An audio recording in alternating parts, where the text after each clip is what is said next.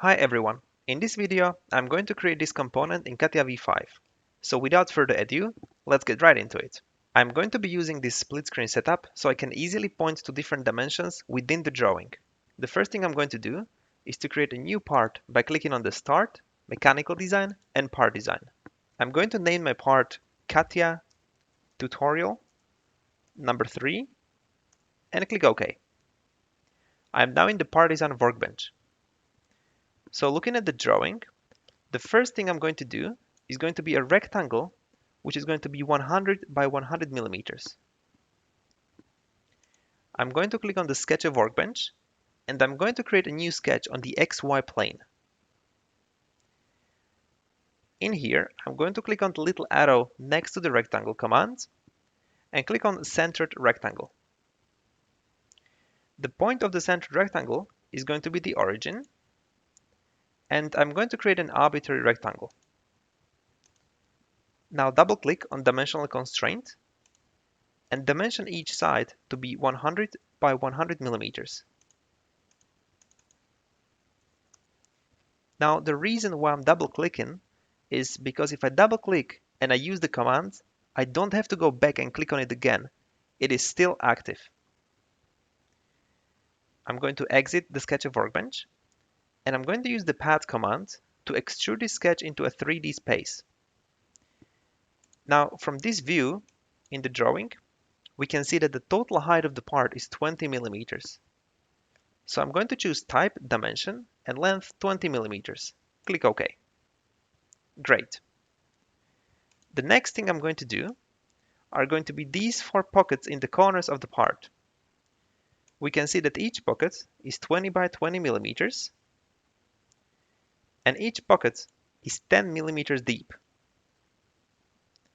So I'm going to create a new sketch which is going to be positioned on this surface. I'm going to click on Normal Rectangle command,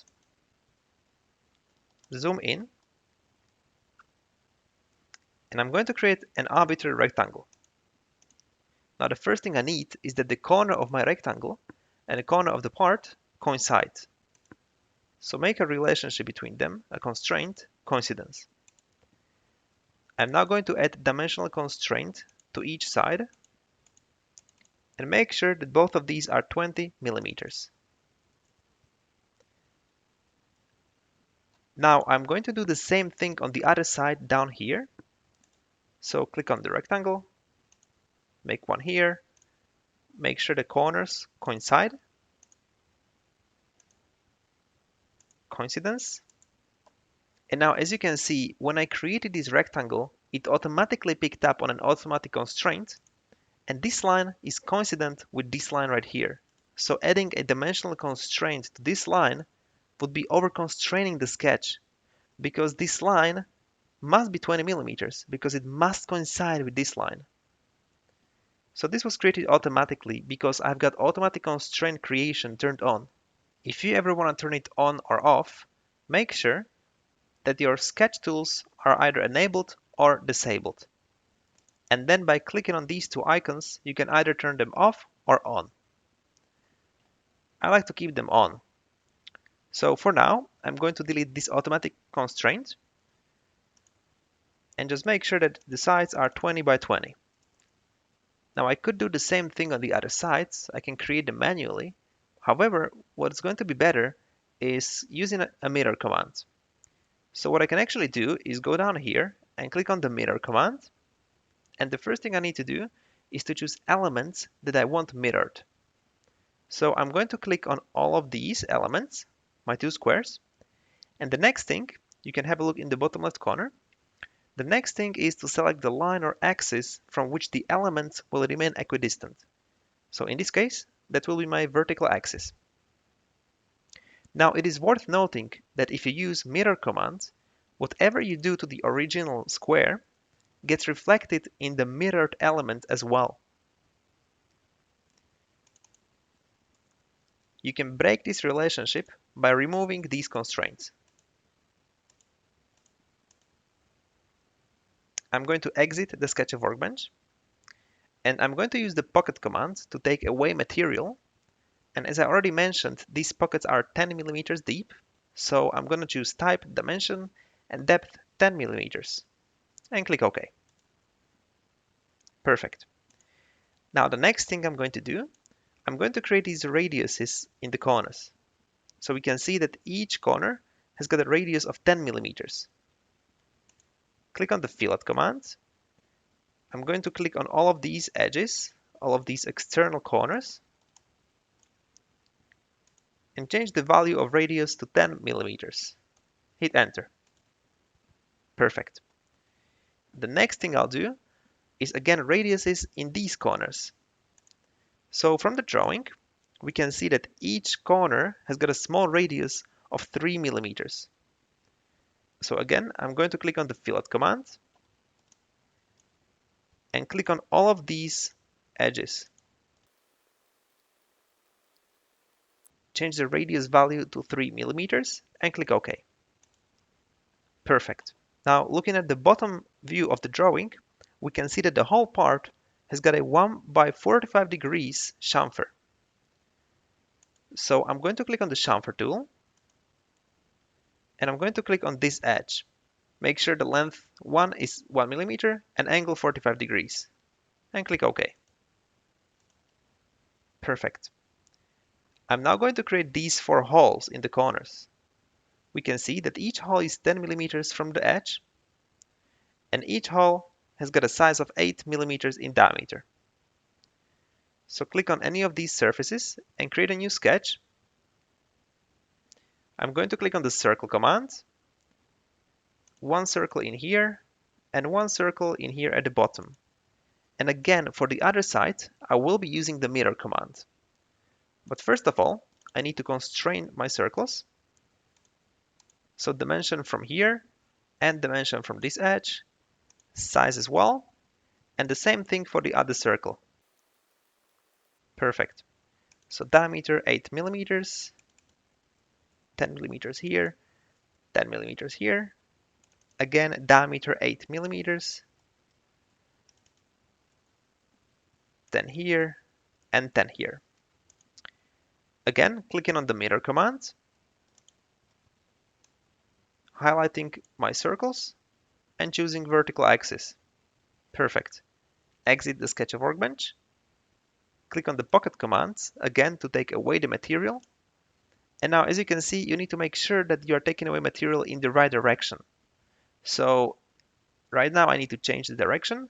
I can either do that by clicking on this arrow or clicking on this button, reverse direction, and click OK.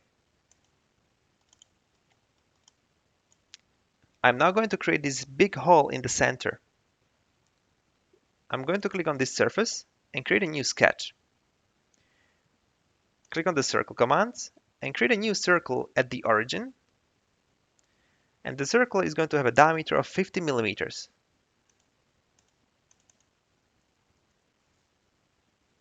I'm going to exit the sketch of Workbench, click on the pocket command, and I'm going to be taking away the material with the pocket command through the entire height of the part. So for the type, I'm going to choose up to last and click OK. We can see that there is more information in detail B. So looking at detail B, first of all, we can see there is a chamfer of 2 millimeters by 45 degrees. So I'm going to add chamfer, click on this edge, and for the length, choose 2 millimeters, 45 degrees, and click OK. Perfect. I now need to add this little groove in here. We can see that the groove is 1.5 millimeters thick, 1 millimeter deep, and it is positioned 5 millimeters from the top. Basically, you can see it from the isometric view as well. So what I'm going to do is I'm going to create a new sketch on this plane. And I'm going to create a rectangle and just position it wherever for now. I'm going to dimension this rectangle to have a side of 1.5 millimeters. Now this top part of the rectangle is going to be 5 millimeters away from the top edge. And now I need to make sure that this edge of the rectangle and vertical axis have a relationship between them, and the distance is going to be 26 millimeters. Now you might be asking why 26 millimeters? Well, basically because from the center of the hole to the edge it is 25 millimeters, right? Because the diameter of the hole is 50. But then we have got 1 millimeter extra for the depth of the groove, so 26 millimeters. Now the actual size of this rectangle now doesn't really matter. This dimension doesn't really matter. But for the sake of fully constraining the sketch, I'm going to say that this needs to be 1 millimeter as well. Now exit the sketch of Workbench. And I'm going to be using this command right here called groove. Now with the groove command, I can take away the material, so it is equivalent to pocket command. However, I can be taking away material relative to an axis. So for the limits, I'm going to choose 360 degrees. So basically it is going to be taking away material only in one direction, but all the way around. We already have the profile selected because we clicked on the sketch prior to clicking on the command. And we need to define an axis. So for the axis, I can just hover my cursor above the hole and you can see that the axis appears. So just click here. We can already see the preview.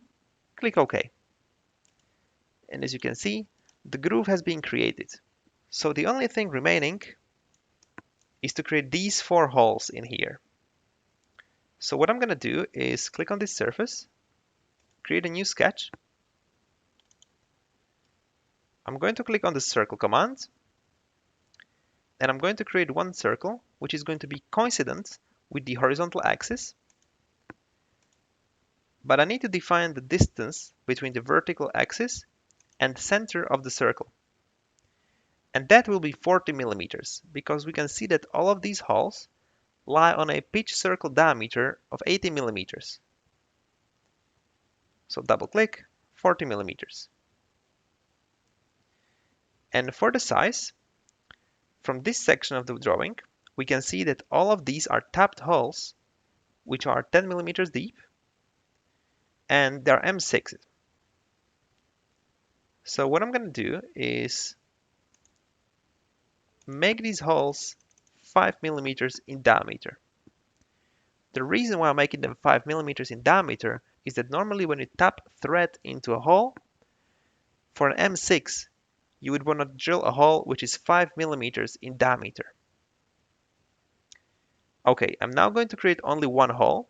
So exit the workbench, use the pocket command, and for the type, choose dimension and 10 millimeters for the depth. Click OK. All right.